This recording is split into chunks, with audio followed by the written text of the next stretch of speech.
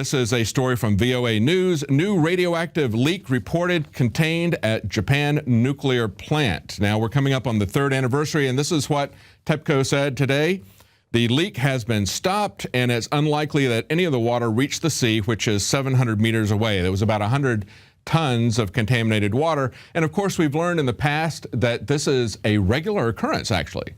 They've had 300 tons leaking regularly for quite some time, and they said, don't worry about it, it's just the ocean, and the ocean is very big, so the radiation really doesn't matter.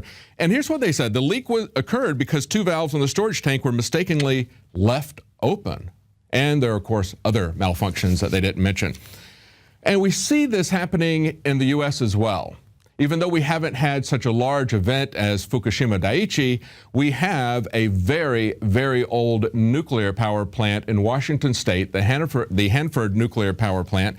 And this is a story from Mikhail Thalen. He says, whistleblower is fired after warning of danger at the Hanford Nuclear Plant. This is Donna Bush, the site's environmental and nuclear safety manager, now the 3rd high-level employee to be removed after exposing Hanford's growing dangers. And he points out in the story that this plant was built in the 1940s as part of the Manhattan Project.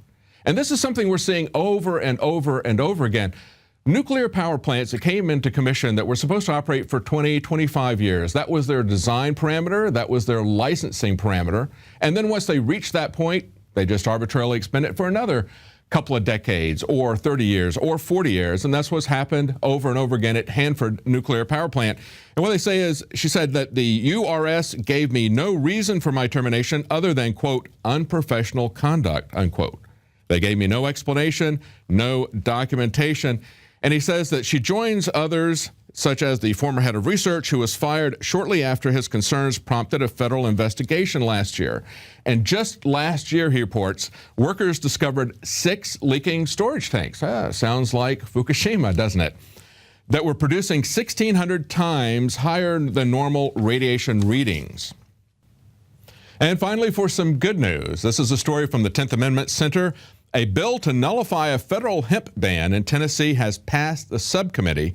This is a bill that would effectively nullify a federal ban on the growing of hemp. Now, of course, as the article points out, hemp has a lot of industrial competitors, and many people suspect that's why the DEA is banning it. It has no psycho effects to anyone. You can't get high off of hemp. It's related to marijuana, but you can't smoke it and get high. They use it for things like rope. Remember the Hemp for Victory campaign that the U.S. Navy had a video about that, fighting the Nazis in World War II. But it also is a competitor to cotton, to paper, to lumber, to pharmaceuticals. That's right. It's a lot of things that it competes with. Many suspect that's why it's been banned. But more importantly, why is it that the DEA or the FDA, for example, can ban things just arbitrarily? It took 2 constitutional amendments out of the 20-some-odd that we have for alcohol prohibition because the federal government does not have the authority to ban substances. That's why we had a constitutional amendment to ban alcohol and why another one was required to take that off again. But now they've taken the position and they've enacted acts and laws to say that everything is prohibited unless they expressly permit it. And that's the real danger here that everyone should be concerned about because it also affects people not just in terms of competition for things like cotton and wood, but it also affects people in terms of the FDA prohibiting medicine from terminally ill patients. The facts are in. The studies are legion. Sodium fluoride and other members of the fluorine family that are added to Western water supplies are devastating the health and cognitive ability of the people that drink it. So the question is, why are the social engineers adding it to the water? Simple, dumb down the host population that the parasitic technocracy is feeding on. We developed Fluoride Shield to be the highest quality, highest standards because I use it every day and my family uses it every single day. Let's take a closer look at the ingredients that make up this special proprietary formula. Tamarind has been celebrated for its ability to immobilize toxic fluoride residues, while zeolites have a long history of attracting and holding toxic compounds. Enter fulvic acid, an excellent cleansing agent.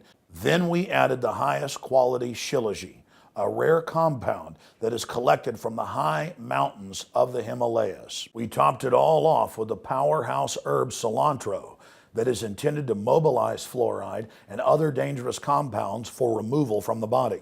And the final touch to energize this formula is our proprietary nascent iodine. And as always, consult your physician as well, because that is important. And finally, Fluoride Shield, Survival Shield, and all the products at InfoWarsLife.com grew out of my quest to try to find the very best compounds from God's cornucopia to protect myself and my family. And from our research, I believe we are bringing you the best, highest quality products. And you have that commitment from Alex Jones and the entire InfoWars crew. Now you can watch The Alex Jones Show live as it happens at Infowars.com/show. You'll find links to all of our content there and a free 15-day trial for Prison Planet TV. More than 60 movies and documentaries all in one place at Infowars.com/show.